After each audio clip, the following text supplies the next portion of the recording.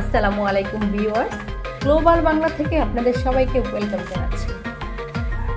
এই মুহূর্তে বড় আপডেট, দক্ষিণ কোরিয়ায় প্রাকৃতিক দুর্যোগ, টানা ভারী বর্ষণে বিপর্যস্ত দক্ষিণ কোরিয়া। বন্যা ও ভূমিধসে প্রাণ হারিয়েছেন অন্তত 14 জন, নিখোঁজ রয়েছেন এখন আরও অন্তত 12 জন। দক্ষিণ কোরিয়ায় 16 জুলাই থেকে শুরু হওয়ার টানা বর্ষণের ফলে দেখা দিয়েছে ভয়াবহ বন্যা ও ভূমিধস। দেশটির দুর্যোগ ব্যবস্থাপনা সংস্থা জানিয়েছেন এখনও পর্যন্ত 14 জনের মৃত্যু নিশ্চিত করা হয়েছে এবং নিখোঁজ রয়েছেন আরও 12 জন। সবচেয়ে বেশি ক্ষতিগ্রস্ত হয়েছে দক্ষিণাঞ্চল এবং মধ্যাঞ্চল, বিশেষ করে সানচেয়ং কাউন্টিতে 6 জনের মৃত্যু এবং 7 জন নিখোঁজ হওয়ার খবর পাওয়া গেছে। স্থানীয় বাসিন্দাদের নিরাপদ স্থানে সরিয়ে নেওয়া হচ্ছে। বহু এলাকা এখনও পানির নিচে এবং উদ্ধার অভিযান চলছে দিনরাত।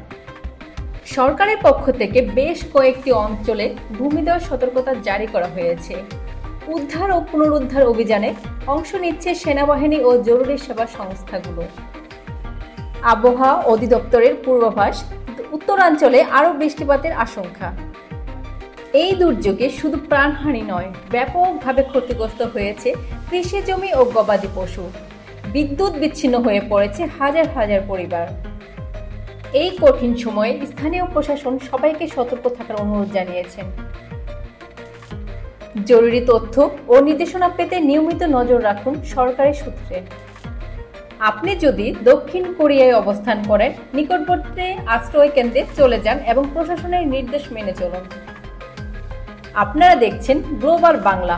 এমন আরও আপডেট পেতে আমাদের চ্যানেলটি সাবস্ক্রাইব করুন আর ভিডিওতে শেয়ার করতে ভুলবেন না যেন।